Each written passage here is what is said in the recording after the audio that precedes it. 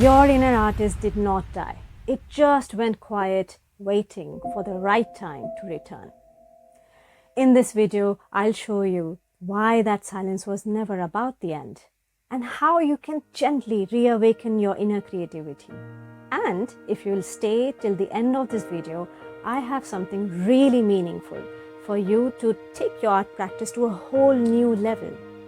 A free 7-day art journey between you and your inner artist. So without wasting time, let's begin.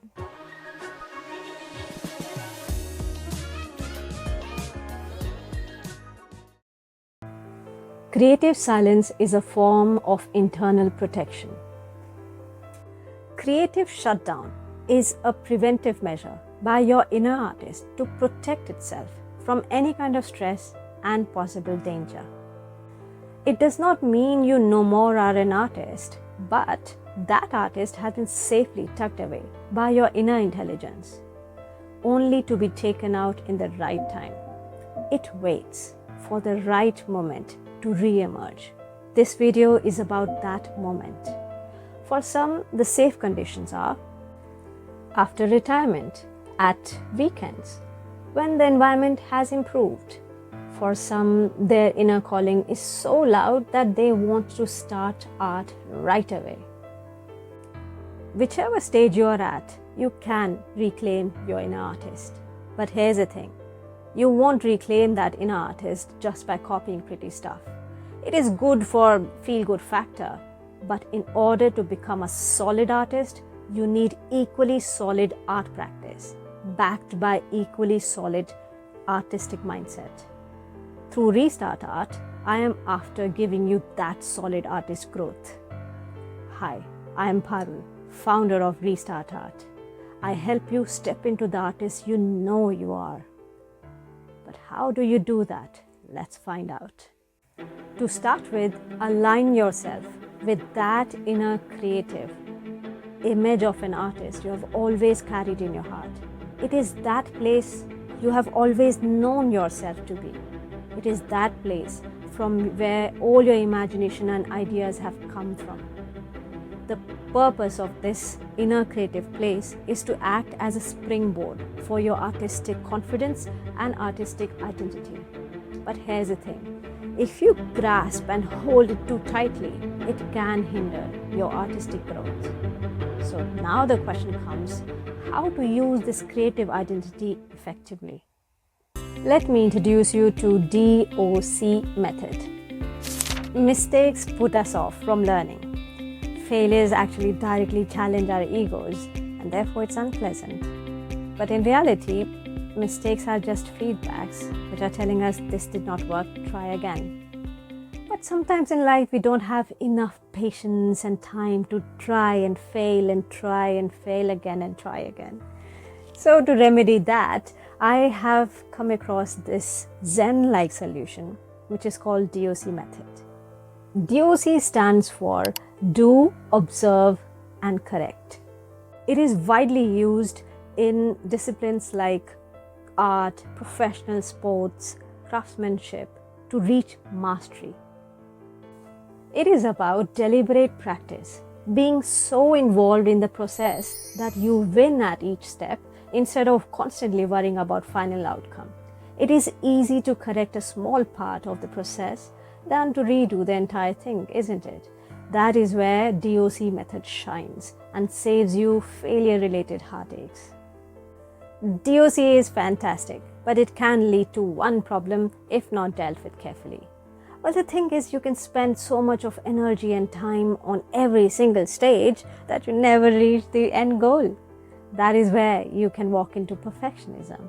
Having an ideal goal is gold standard, but it is the process which takes you there, isn't it? I have an example of a flower. I came across this beautiful question by Mr. Thomas M. Sterner in his book, Practicing Mind.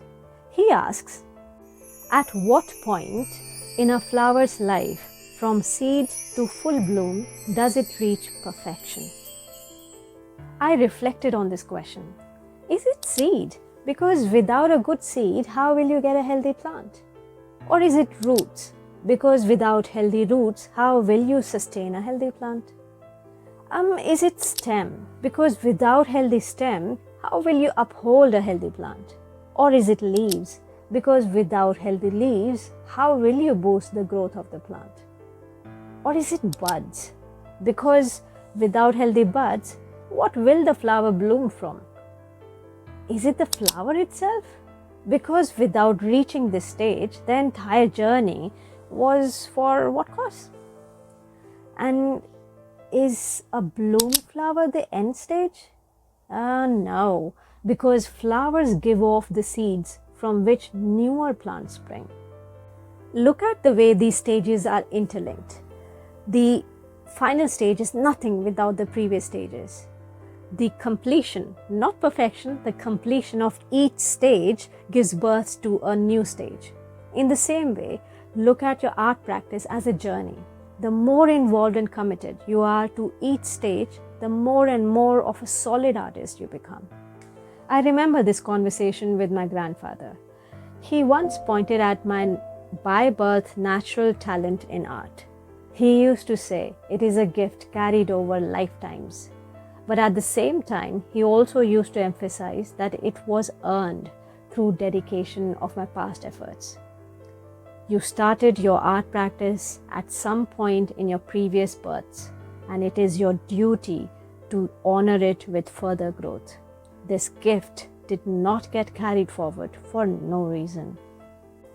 This conversation with my granddad makes me curious about your artistic talent.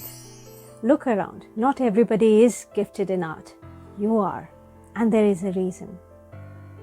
And that reason you can explore only by walking on the path shown by your inner artist, your inner calling. I would love to know what is your relationship with art in the comments below. Such conversations with my granddad have been a constant source of confidence and energy for my art practice. As if he was silently saying, "You got this, Parul." But you know what?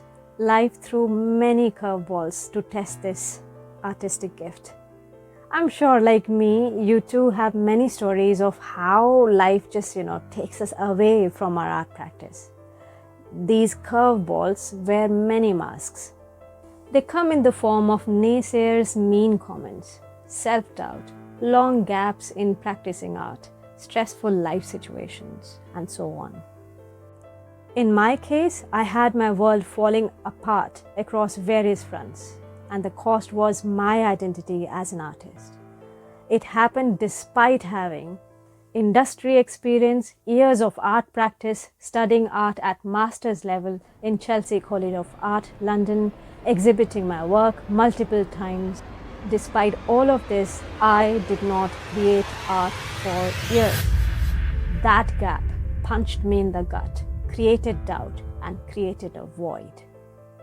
If this is resonating with you, please don't forget to hit that like and subscribe button. I am on a mission to awaken the innate confidence of those artists whose creativity has been silenced by life but are yearning to rekindle their creativity. Thank you. Now let's get back to the story I was telling you. All these issues created a void inside me, and that void was the very reason why I kept on missing art, why I felt incomplete, pined for it, yearned for it. Such is the relationship of an artist with their art. It's not just a hobby for an artist, it is who they are. That is why art never dies in an artist. It waits to be rekindled. It wakes up when you wake up. I heard this quotation somewhere. The desire to create is one of the deepest yearning of the human soul. If we don't take our creative gift seriously, we stay stuck at a level of what we already know. Our creative works are simply regurgitating the same stuff over and over again because that is all we know. If you want to grow as an artist, you've got to take your creative gift seriously. Life and art are like a river. They go places when they flow. Otherwise, stagnant water and life simply create unpleasantness. It takes courage and self-love to humble ourselves to learn. But if you do, the results are exceptional. Your life becomes enriched with meaning. I'm about to start 7 days art growth challenge, where I will send you 7 interesting prompts to deepen your relationship with your inner artist. After this challenge, you will find yourself with greater confidence, deeper artistic insights, and much deeper art practice. So, if you're up for upgrading your art practice, sign up for this challenge today. I will leave the link in the description box below. If you enjoyed this video, you will absolutely love this video here. It is time to boldly step into the artist you know you are, not by copying pretty stuff, but by creating art that is real, meaningful, and truly yours.